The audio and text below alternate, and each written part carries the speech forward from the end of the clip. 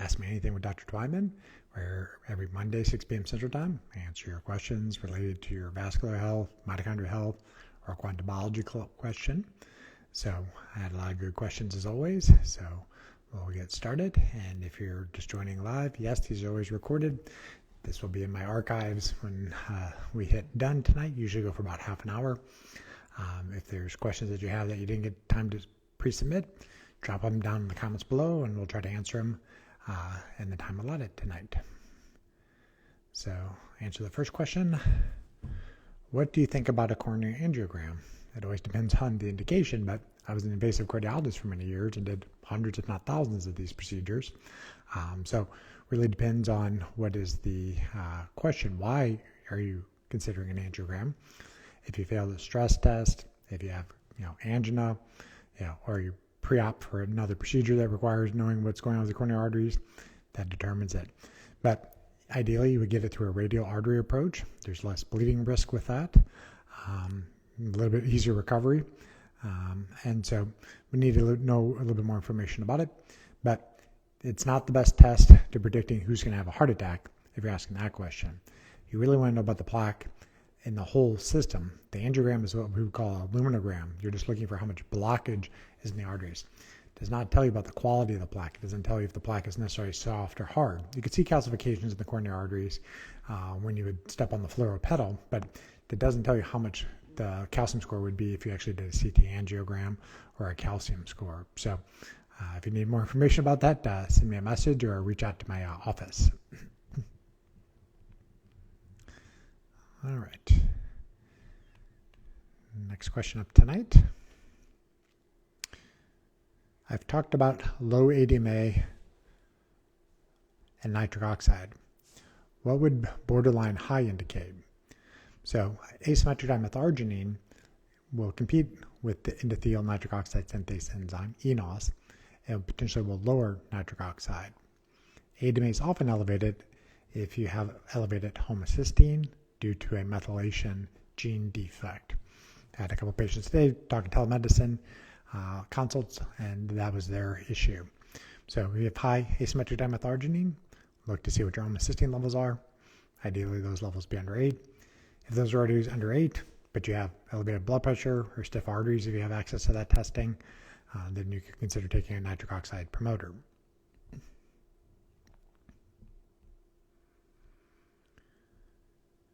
Can low blood pressure be due to lack of hydration? In ways, yes, but that is not the most common reason. You can definitely have hypovolemic shock where you don't have enough blood volume and your blood pressure gets low. But there's no magic amount of water to be drinking in this instance. You just don't want to be dizzy, particularly upon standing. That's kind of a good test. And also, if you kind of pinch your skin, if your skin is what I call tinted, the skin takes many seconds to get back to flat, then you probably are dehydrated. Seeing some familiar faces logging on tonight. All right. Best ways to raise HDL naturally. I'll answer the question, but there are no targets or guidelines for HDL. Only focus on the LDL particles and the ApoB containing particles. Because you really need to know more about the HDL function, and there's not great testing for that.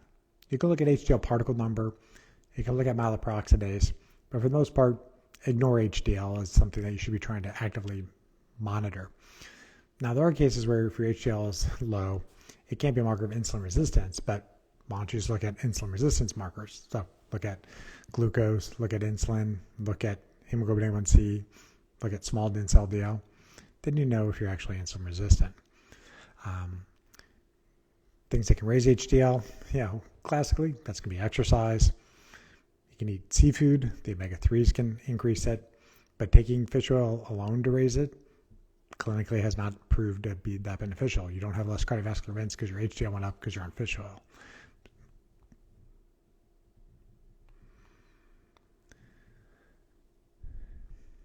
Does AM UVA light penetrate clothes, or do you need to expose the skin? So you need to expose the skin. You're basically a plant. You're photosensitive or photosynthetic, and you need the wavelengths of light to interact with your skin surfaces. the clothes will block those things. Now, there are certain clothes that can be made that are light penetrating, the Kanikis, the cool tan-throughs, but most people aren't necessarily wearing those clothes or asking questions based off of that. But UVA is very important for dilating blood vessels and liberating nitric oxide.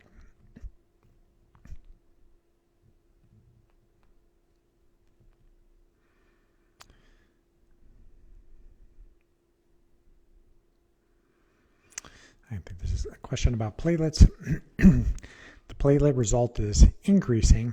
What makes platelets sticky, and can diet lifestyle bring down the value?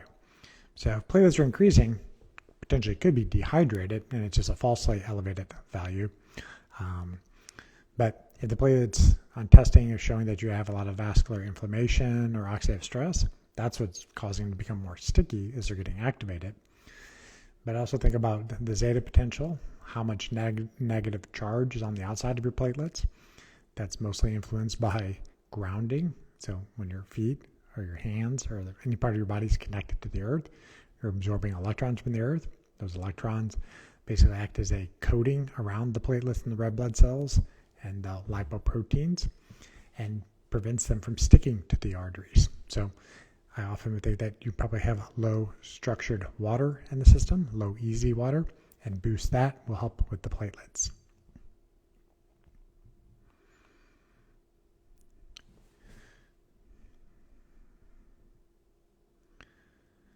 All right, what to look for with regard to a type of CT scanner for the clearly CT angio. Quantity of radiation. It's a very good question. That is the major downfall of any CT angio, is the amount of radiation that you're exposed to. It is not a trivial amount. So that's why this is not a test that every single person should be getting, and particularly should not be getting every year. It's a test to help determine, are you at higher risk than you knew from any other testing, and would help guide treatment options. To look for types of CT scanners, the short answer is go to the Clearly website and look who's gone through the program to get their CT scanner on their website, because they have to be able to have quality images for Clearly AI systems to be able to interpret the images. So if they can pass those quality controls, then you know the scanner is capable. Now, to ask about the amount of radiation, most imaging centers aren't going to have that anywhere published on their website, but you could ask their center what is the standard dose of radiation. They usually will put it in rads or milligrays, so it's going to be a little bit hard to know exactly how they're going to report it out to you if they would give you that information. But I've had the Clearly scan done twice. I wasn't personally terribly concerned about the radiation because I took 2.5 years between the scans, and did some biohacking beforehand to try to reduce some of the oxidative stress from the radiation. How does changing the clocks affect the heart? I would anticipate this is meaning actual physical clocks, like daylight savings question. It's actually a very good question. Is that when you fall back, it's actually somewhat protective to the heart. When you spring forward, there's actually more myocardial infarctions for a couple of days afterwards, because the body basically is jet lagged. Ideally, yes, I know you got to be at work at certain times, but you really need to live by the sun's rules. So be outside at the sunrise, no matter what time of day it is on your watch, and get a few minutes of light in your eyes, and then block the artificial light once the sun sets.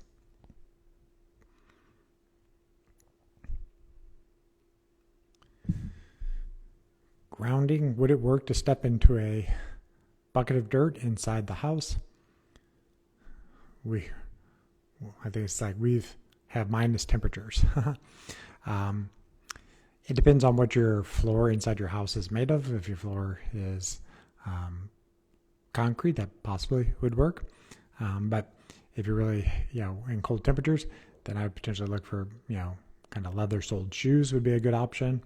There are some companies that make some grounding shoes. I have no affiliation with any of them, but one that I personally bought a few of the pairs is the Harmony 783 companies. I have a couple of their pairs.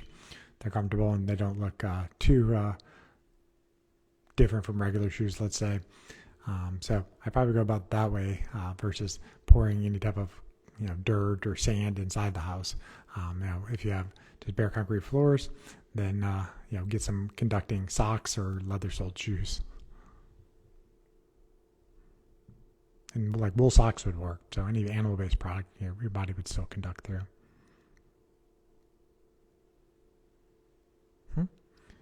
Awesome question. I don't know who asked this one, but somebody's asking, can I talk about my meditation practice and what benefits I've noticed?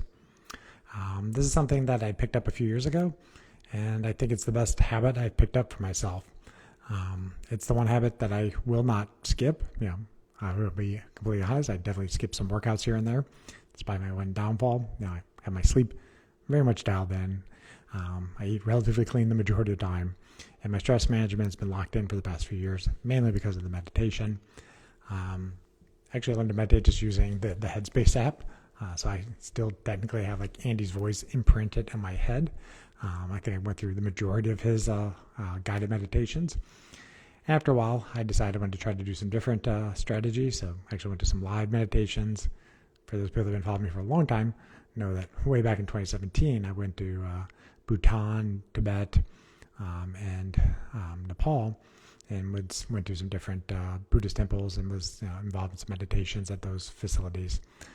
But then when I got done through kind of the Headspace apps, start using the Inside Timer, and I just like to just have a kind of a early morning meditation. It's the first thing I do after I kind of get up in the morning.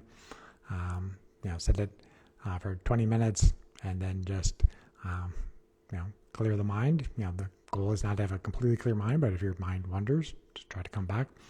And just doing more of a kind of a focused breathing meditation. And I've noticed that my resting heart rate generally is going to be slower afterwards, and then just puts me in the right mindset to deal with any of the challenges in the day. And so I picked up this habit before I started polycardiology, so this definitely helped me when I was still in the hospital seeing people very sick, often sometimes dying. And so that is not something that most people fortunately have to be exposed to, is dying people on a routine basis. But if you activate your vagus nerve through meditation, you're able to kind of bounce back from seeing that type of human suffering sometimes. So that's how I've noticed the benefits of meditation.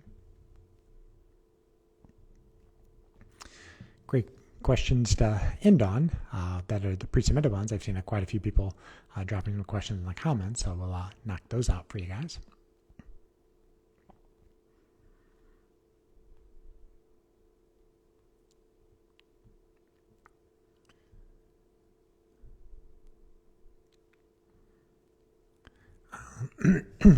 So there's a question, are xanthelasmas on the eyelids a sign of heart disease?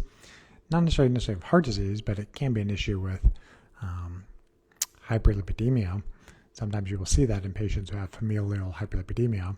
There are some other genes that can cause that. So GB Insight is a panel of well over 120 different SNPs or genes that affect lipoproteins. So that's what I would potentially consider as doing some genetic testing to see, do you have a gene that affects your lipids that would cause that.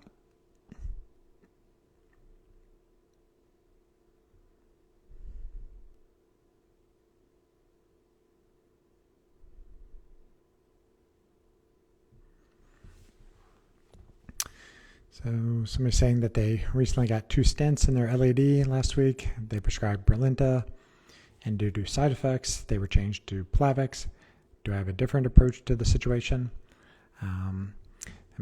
This is one of the cases where I would always defer to the interventionalist who placed the stents. It's been 5 years since I've been in the cath lab.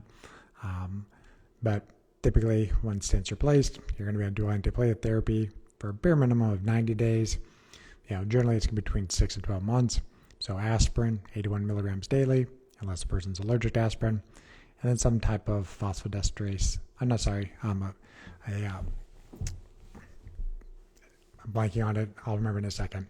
But the antiplatelet agents that are either going to be clopidogrel, which is Plavix, or Brilinta.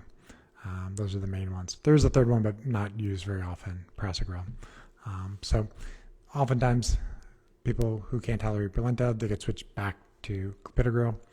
The only challenge is that clopidogrel in some people, they're slower metabolizer clopidogrel, so they don't get as much of a benefit.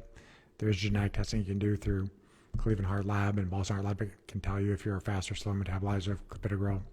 If you're a slow metabolizer of clopidogrel, you may not get as much benefit. So in those instances, generally they should probably consider being on prasugrel or Brilinta. But if people are having shortness of breath with Brilinta, then they usually don't like that type of side effect and they want to be switched over. So clopidogrel was the tried and true, from the CURE trial, that people benefited beyond doing antiplatelet therapy. They had less stent thrombosis or clots inside the stent. So if you're on clopidogrel and doing well otherwise, stay the course. But the better answer is, why did you get the stents? Stents are tools. If you're having a heart attack, you definitely want a stent to stop the heart attack. But if you just fail the stress test because you're having chest pain and they put a stent in, the symptoms get better, but the symptoms are the only thing that really gets treated with a stent in that case. The stents don't lower the risk of a heart attack. The stents don't reduce the risk of dying. You have to figure out what's damaged the glycocalyx and the underlying endothelium, what's allowed the arteries to become inflamed. Why did you develop these plaques? Plaques are like icebergs. These lesions were big enough that they had to stent them back open, but it's very likely you have other plaques in the arteries, and you have to figure out why.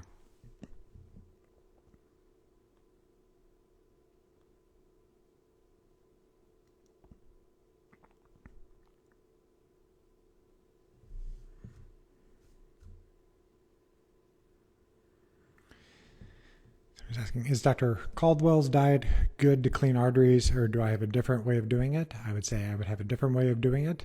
I would more favor, without knowing more about people, that they follow more of a Mediterranean diet template. I'm not a huge fan of the low-fat, diets, because you need DHA for your brain. And if you're heavily restricting protein, you're also going to start affecting your muscle metabolism. So the diet might be a step in the right direction, but diet is only one of those things. It's fuel for the mitochondria, and you have to figure out what's breaking the mitochondria. And it's often a circadian mismatch. Their light environments are off.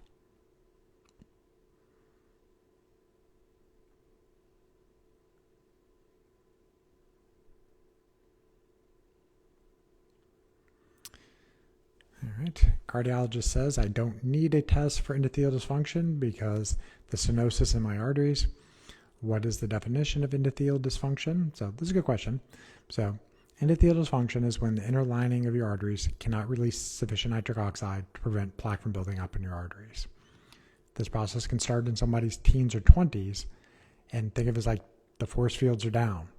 More likely the cholesterol particles, white blood cells floating through your blood, stick to your damaged endothelium, get trapped in the intima, the layer that's underneath the endothelium, and then you're off to the races developing plaque in the arteries. So once you develop plaque in the arteries, it looks like, they had to do a mechanical approach to open it back up, but you then have to recover your endothelial function. So if you've recently had a stent, no, I would not necessarily do endothelial function testing. It's likely still dysfunctional, but there's different advanced blood work you can do to figure out, okay, what maybe broke your endothelium. It's not exactly the word broke, but what is preventing your endothelium from releasing sufficient nitric oxide, and support the body's ability to do that.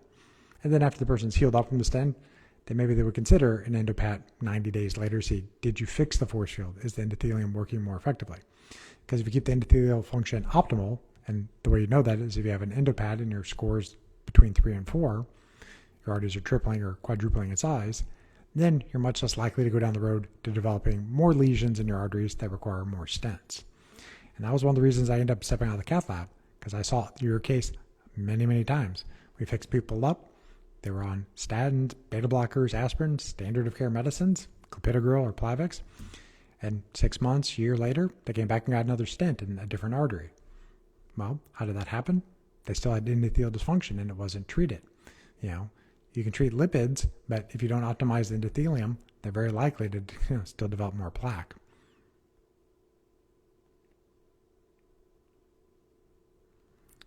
All right.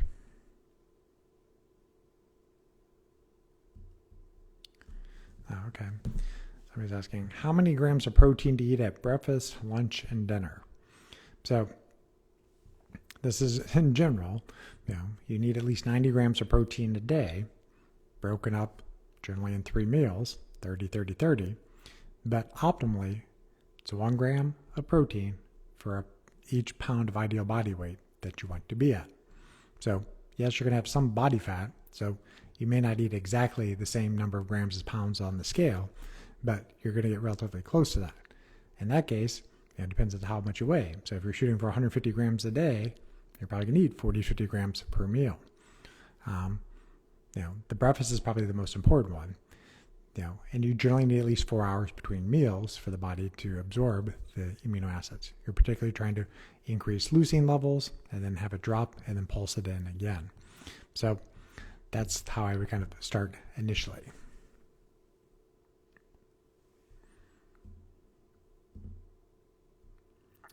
Somebody says they have a high LDL. I assume that's just an LDL-C. Doesn't tell me much unless you know the LDL particle count and the ApoB per se. A calcium score of 0 is a good start, but that depends on your age in part. If you're under 40, that's expected. If you're 80, outstanding, good for you. Whatever you're doing is working for you. Probably would be a little bit too aggressive to do 2 therapies right at 80 years old and a calcium score of 0. So age does depend on it. But why is the LDL high? They've done appropriate testing, and there's not a clear metabolic reason why. Then it depends on your long-term risk. So if you have familial hyperlipidemia, it still may be worthwhile to have lower LDL particles, even with the calcium score of 0. You don't want to necessarily wait until your arteries are developing plaque before you pull on the brakes to stop that process from happening. So it may be reasonable, but you need more information to know for sure. And often the testing that I do in my office, where I do GP insight panels to figure out what genes are causing the lipids to be elevated, and then doing pharmacogenomic testing to figure out which medications would work better for those patients with the least amount of side effects, generally helps guide people to the right choice.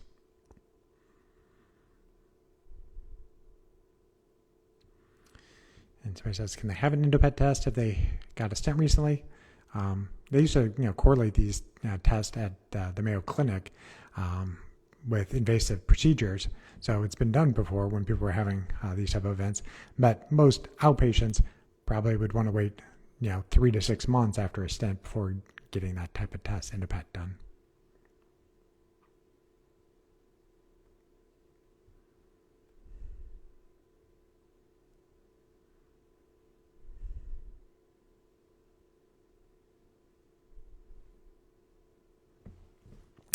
So a calcium score of 4, and they said their cardiologist is recommending a statin because the LDL is around 200. That would typically be familial hyperlipidemia until proven otherwise. All other numbers with the normal limits. So I'd have to actually see if that's true. My normal and other doctors' normals sometimes differ, but that would mean in my case that from a lipid standpoint, your ApoB is under 70, your triglycerides are under 80. The cholesterol balance test generally would not show either increased levels of desmosterol and aldosterol, or beta-cysterol or composterol, meaning you're not a hyperproducer or hyperabsorber of sterols. That would be highly unlikely with an LDL cholesterol over 200. I'd want to see that the oxidized LDL is normal, the oxidized phospholipid ApoB is normal, that you're not rusting or damaging your LDL particles. And then you want to look at other things that affect the vascular system. So calcium score of 4 means that some of these things got into the arteries and kicked off a cascade where plaque formed. So do you have oxidative stress or inflammation on the markers? Do you have nitric oxide markers that would be low? So statins are just one of those tools. It may be the right option, but you may need further testing to confirm.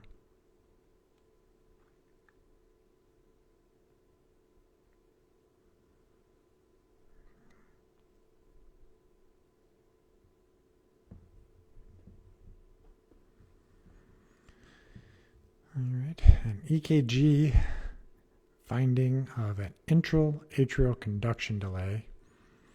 What are the possible causes? I don't even know what that exactly means. I mean, it Usually would be an intraventricular conduction delay. I don't even know what finding they would see. Maybe there's some abnormal P wave that they're looking at. Always start with, what was the EKG done for? Was it a screening test, or were you having some type of symptom? Are you having palpitations, shortness of breath, passing out? Okay, then maybe there's a conduction abnormality. Is the sinus node sending the message appropriately down to the atrioventricular node, and then sending the message down to the left and right bundle branches? So if you're not symptomatic, it's probably not a big concern. If you're symptomatic, they may want to wear a Holter monitor. Maybe they do an echocardiogram to look at the structure of the heart.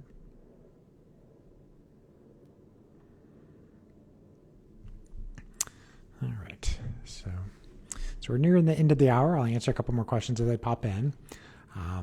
You probably saw my story. I had some visitors recently to Apollo Cardiology. I was on Drew Purehead's podcast twice in the past 2 years, and JJ had listened to Drew and Dr. Hyman for a long time. She heard the podcast. She liked our functional medicine approach to looking for the root cause of vascular issues.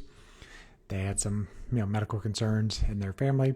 They couldn't get the answers that they wanted with their local doctors, so they flew from Australia last week to come see me in St. Louis, Missouri. So they got their deep dives. They now know the health of their endothelium. They've had carotid scans to look at vascular inflammation, and then the blood tests and the genetic tests are still cooking, as we say. Usually takes about 2 weeks for the blood test to come back, maybe up to 3 weeks for the genetic testing to come back. And then all the results come back. Then we set up a Zoom call, spend an hour going over each of the results, and then fine-tune the person's lifestyle, their supplements, and their medications to stabilize any issues that we find. So if you're interested in getting a deep dive with us, we still do have some availability, but I am starting to book out, into early 2025 at this point. So I don't do emergency cardiology anymore. So, it's more about figuring out the root cause, talk about lifestyle. So if you need something that's more urgent because you're having symptoms, see your local cardiologist, let them fix anything that's urgent, and then see us for the deep dive, the root cause analysis if you need it. If you're interested in that type of evaluation, if you go to my website, it's drtwyman.com. It's up in the right-hand corner. There's an application. We ask a few simple questions. Why are you interested in working with us? What have you potentially tried in the past? And how did you hear about us, so we know what you're interested in? And then one of the members of my team, they will speak to you. They'll set up a Zoom call, answer all your questions. And if you're, a good fit for us, want to work with us, then they'll work on finding dates and times available for you to come in and see us. The first visit is always in St. Louis because we have to physically meet you, do an exam, and then we have all the cardiovascular testing in our office. You spend about 2-3 hours with us, head-to-toe evaluation of your vascular system. We send out any needed blood tests at that time, and then when the results come back, we set up a Zoom call if you're out of the St. Louis area, or if you're local or you want to come back to St. Louis, we're happy to see you. And then we sit down and go through all those results again. So if you're interested in that, go to my website, drtwyman.com.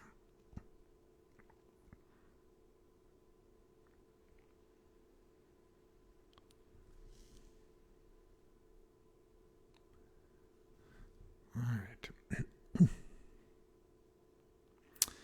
So somebody's saying, living away from me, is one personal visit enough for you to help me with the artery cleaning? Yes, we do that often. And sometimes patients do have more than one cardiologist. They keep their local cardiologist if they have a good relationship with them. And if there's any local testing that they need at their local hospital, we tell them keep doing those things. But if they're interested in a deep dive, getting the genetics testing particularly done with us, or doing the advanced testing, then we give the patient the information that they need, and they're free to use that information with their other doctors.